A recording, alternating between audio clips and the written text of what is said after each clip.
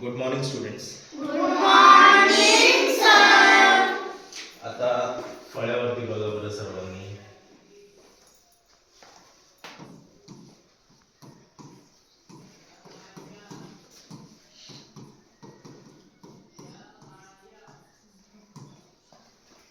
आता आपल्याला हे गणित सोडवायचं आहे, ठीक आहे, बरोबर. मग आता सगळ्यात पहिलं तुम्हाला घनपाठ पाहिजे. किती घनपाठ पाहिजे? 90 पर्यंतचे घन, 99 पर्यंतचे घनपाठ पाहिजे, बरोबर.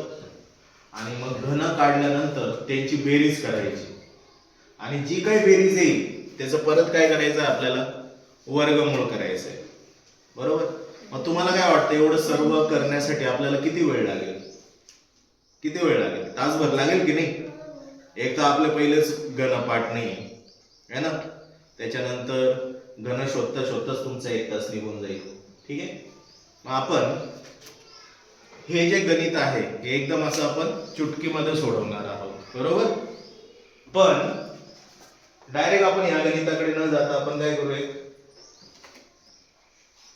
दुसरं सोपं गणित घेऊ त्याच पद्धतीचं, ठीक आहे. आता जर समजा मला हे गणित सोडवायचं आहे, ठीक आहे. एकाचा घनपाठ आहे का सगळ्यांचा? काय एकाचं घन? दोनाचा घन काय? 3चा घन काय? 27, बरोबर. या सर्वांची बेरीज केली आपण तर किती येते बेरीज करून?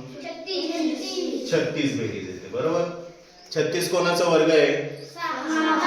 6चा, ठीक आहे, बरोबर.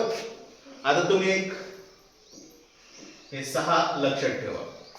म्हणजे आपण जर ह्या पद्धतीने स्टेप वाईज सोडवलं तर आपल्याला घन करावं लागेल. घन केल्यानंतर वर्गमूळ काढावं लागेल आणि वर्गमूळ काढल्यानंतर आपल्याला शेवटचं उत्तर मिळेल, बरोबर.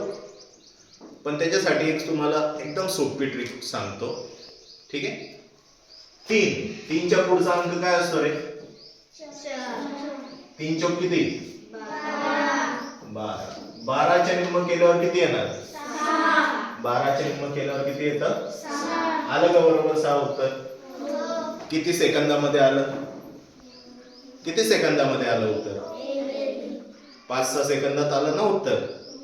तेच हे सोडवलं तर आपल्याला किती लागले? 1 मिनिट वाया जाईल आपला. आणि हेच घन जर तुमचे 99 पर्यंत असतील तर 2-3 तास वाया जातील तुमचे, बरोबर. ठीक आहे, अजून एक उदाहरण घेऊ.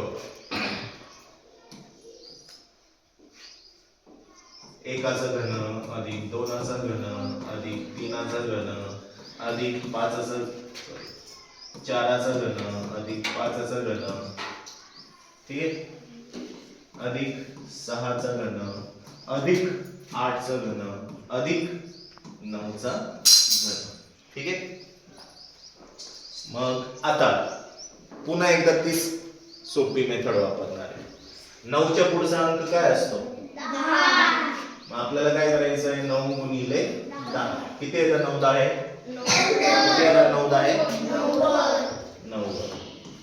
आणि जर आपण 90च्या निम्म केलं तर उत्तर काय येणार? किती येणार? 90च्या निम्म किती? बरोबर सांग, किती? 45. कळालं सर्वांना? आलंय लक्षात कसं जोडवायचं? अजून एक गणित घेऊ आपण.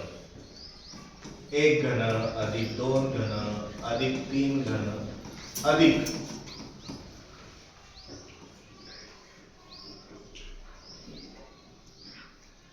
आपला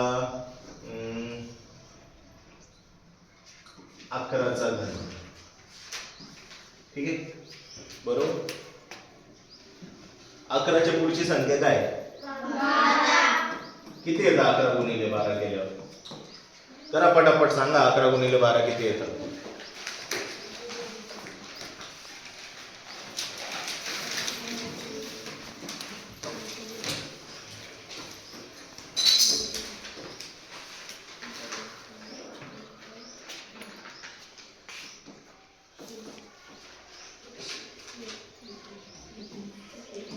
किती आलं? 132. याचं काय करायचं आता? 132चं काय करायचं? निम्म करायचं 132च्या निम्म आहे ना. बघा इथे बे ग बे, बेसत 12, एक उरला बेसत 12. किती आलं उत्तर? 66 उत्तर. कळलं का सगळ्यांना? कोणाला काही अडचण? ठीक आहे. आता पुन्हा एकदा आपण काय करू, या आपल्या गणिताकडे जाऊ. आता मला तरी वाटतंय तुम्हाला आता हे गणित सोडवता येईल. येईल ना सोडवता? चल सोडव.